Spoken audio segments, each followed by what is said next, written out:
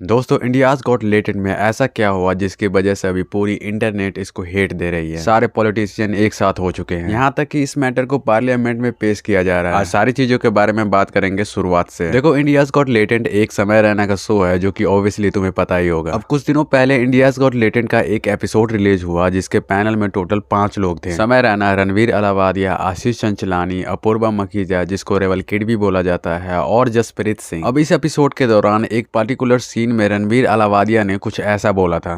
Watch your parents have sex every day for the rest of your life.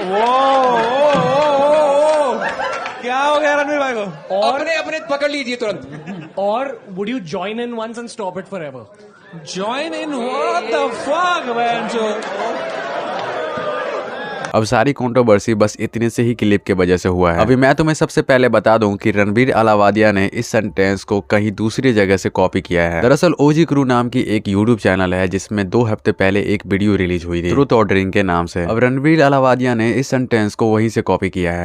Would you rather watch your mum and dad have sex every night for the rest of your life, or join in one time to make it stop and never have to watch it again? देखो, अब ऐसा है कि जब ये clip viral हुई तो भाई लिटरली 99% इंटरनेट इसके खिलाफ हो गई। हर जगह से इसे हेट मिलने लगी, मतलब पूरी इंटरनेट लॉबी एक साथ हो गई। अब मेरा एक सवाल है कि पूरी इंटरनेट को ये शो पसंद नहीं है, फिर भाई इसके हर एक एपिसोड पे करोड़ों व्यूज कैसे चले जाते हैं? मतलब कि मेरा कहना है कि अगर जनता को ये शो पसंद नहीं है तो इसके पहले एपिसोड से ही ऐसा हो जाना चाहिए था। और मैं तुम्हें बता दूं कि इस शो के अभी 10 से ज्यादा एपिसोड आ चुके हैं। अब ये वीडियो इतनी वायरल हुई कि महाराष्ट्र के सीएम तक पहुंच गया, जिसपे देवेंद्र फडणवीस ने कुछ ऐसा बोला। सोशल मीडिया पे which is very offensive actually on social media। देखिए, मुझे भी इसकी जानकारी मिली है, मैंने अभी तक उसको फर्स्ट हैंड देखा नहीं है, लेकिन बहुत भद्दे तरीके से कुछ चीजों को कहा गया है, प्रेजेंट किया गया है, ऐसा मुझे भी पता चला है, जो बिल्कुल गलत है।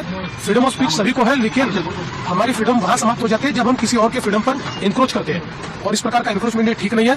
मुझे ऐसा लगता है कि अभिव्यक्ति इसकी भी कोई मर्यादाएं है। हमारे समाज में हमने अश्लीलता के भी कुछ नियम तैयार किए हैं, अगर उनको कोई पार करता है तो बहुत गलत बात है।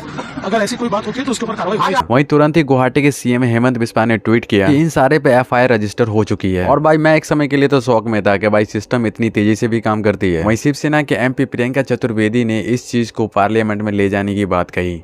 लेकिन मैं मानती हूं कि अगर फ्रीडम ऑफ स्पीच हमें कॉन्स्टिट्यूशन ने दिया है, उसके साथ साथ सावधानियां भी दी हैं, जिम्मेदारियां भी दी हैं। आप एक प्लेटफॉर्म के माध्यम पे कॉमेडी के नाम से, कॉमेडी के आड़ में आप जो भाषा का प्रयोग कर रहे हैं, जिस तरीके का आप कंटेंट बनाकर पास ऑफ कर रहे हैं, जहां पे आप पूरे युवा वर्ग में एक फीलिंग देते हैं, जो कोई देखता है कि language is normal, speaking about your parents and parents intimacy is normal, it is absolutely normal to cross the line of being a child and a parent. I think वो कहीं ना कहीं बाउंड्रीज होना जरूरी है, रिमाइंड करना जरूरी है। और जो कम्युनिटी गाइडलाइंस आती हैं इस प्लेटफॉर्म में, usually the community guidelines are followed by what where they are registered, तो वो भी community guidelines keeping in mind the sensitivity and constitutional morality, that is their responsibility, ये करनी पड़ेगी। मैं ये तो आईटी कमेटी में मैं इस मुद्दे को उठाने ही वाली हूं। इंडियाज गॉट लेटेंट के अभी तक सारे मेंबर्स पे केस हो चुकी है, यूट्यूब पे से इस एपिसोड को हटा दिया गया है। और भाई मैं ये सोच रहा हूँ कि आशीष चंचलानी पे कैसे एफआईआर हो सकती है? उस बंदे ने तो उस एपिसोड में कोई वायलेंस वाली चीज बोली भी नहीं है। अब इस पैनल पे एक लड़की भी थी, अपूर्वा मखीजा, जिसने कुछ ऐसा बोला था। कभी वजाइना देखी है माँ से निकलने के बाद लवड़े?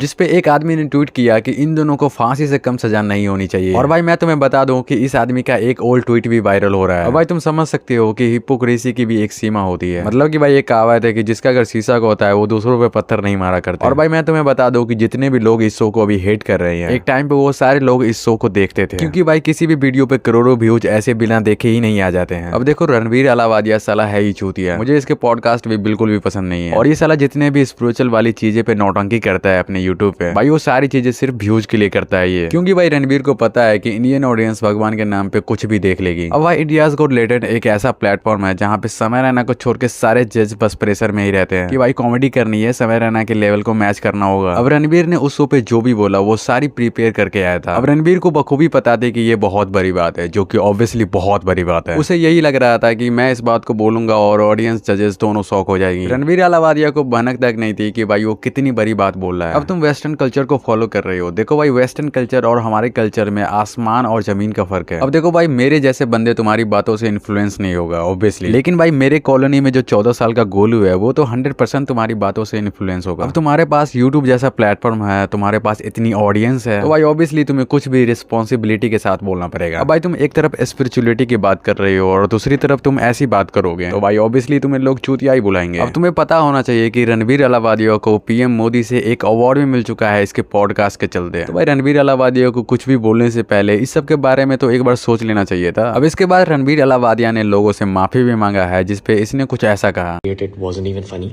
Comedy is not my forte. I'm just here to say sorry.